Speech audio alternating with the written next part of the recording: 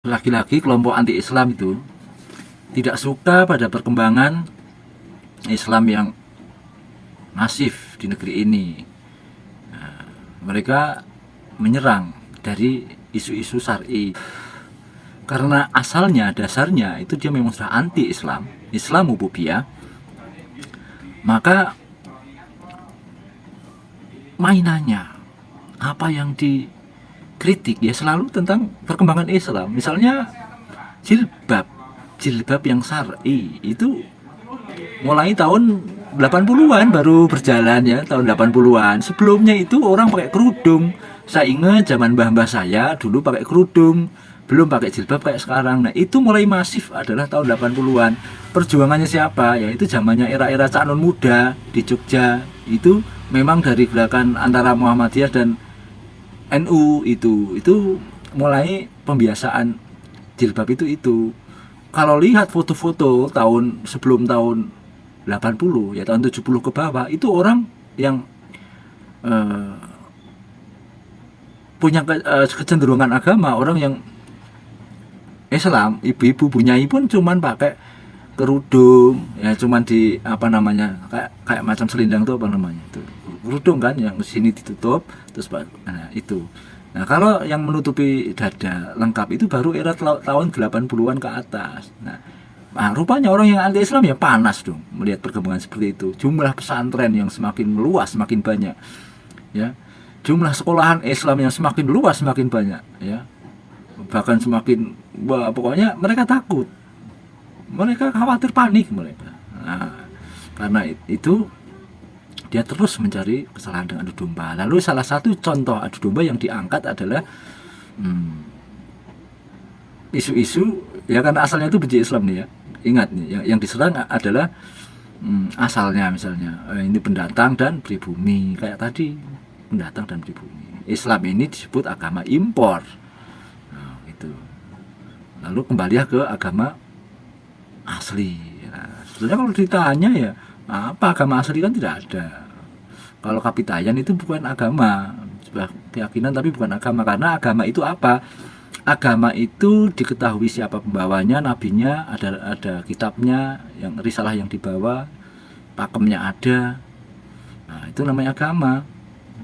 Nah, kalau dalam Islam namanya samawi gitu loh. Itu lah. Karena memang sudah benci, sudah anti Islamophobia, selalu mencari titik lemahnya, mengadu domba. Namun usaha-usaha seperti itu sejak dulu itu selalu gagal, tidak pernah berhasil.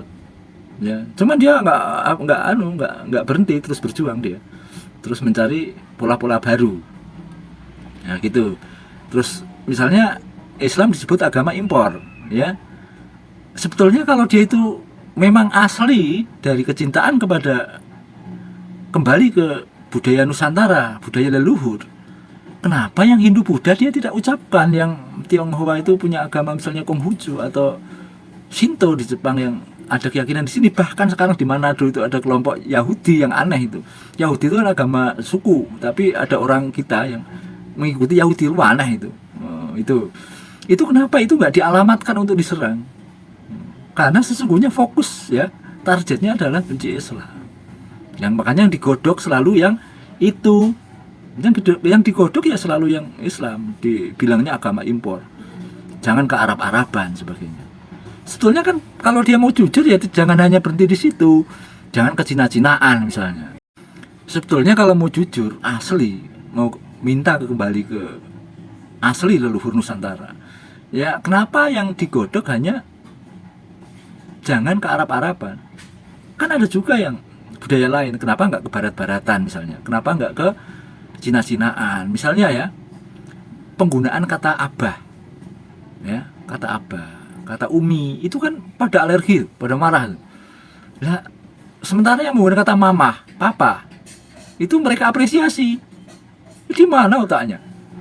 Itu kan sama-sama impor gitu loh. Kalau mau budaya asli ya namanya Simbok, itu asli itu. Mbok Biung. Nah, itu kenapa nggak kembali ke situ? Kenapa? Parsial. Itu jelas kebusukan hatimu. Gitu loh. Nah, itu aslinya Islamophobia.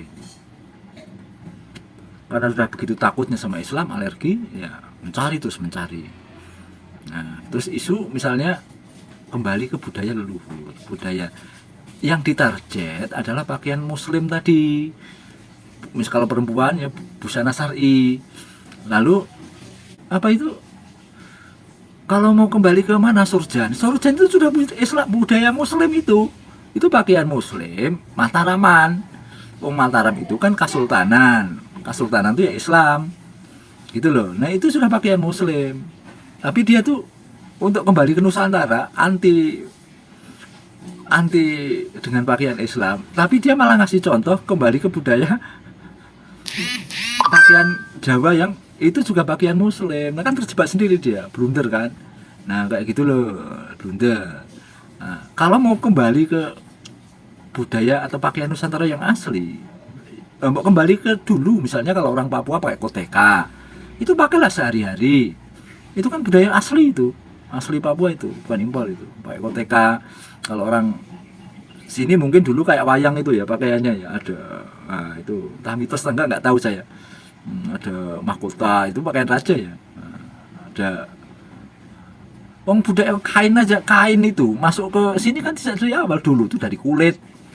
Kalau mau kembali ke budaya Nusantara asli ya pakai kulit binatang atau kulit pohon, itu yang asli. Kalau masih pakai kain itu sudah impor. Kalau yang anti impor itu udah impor. Kalau ini ngomong budaya ya, bukan dagang ya. Kalau dagang lain pembahasannya, itu politik nanti. Saya juga ini masalah ekonomi itu. Ini masalah budaya nih. Kalau memang betul anti impor, ya pakai yang asli Nusantara lah. Jangan pakai mobil yang itu impor dari barat. Peci itu juga pakaian nasional ya. Terus apa? Ya itu contohnya tarian apa yang asli Nusantara? Saya mau tanya lah Pak, tarian apa?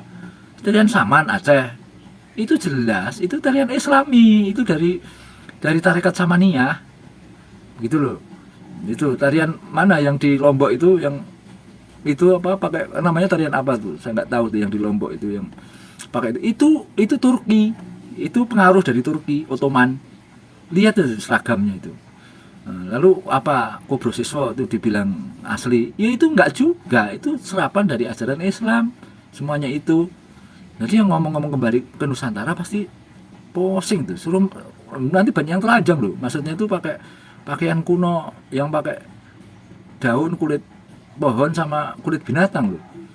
Karena kain pun impor, karena penemu kain bukan dari negara kita.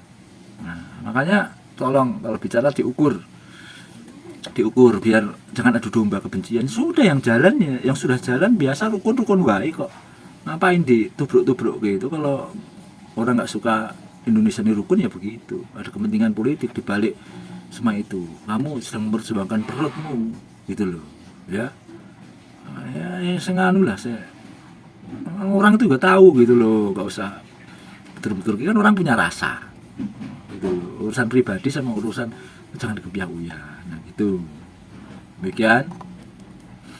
Allahumma shalli ala Muhammad wa ala. Assalamualaikum warahmatullahi wabarakatuh.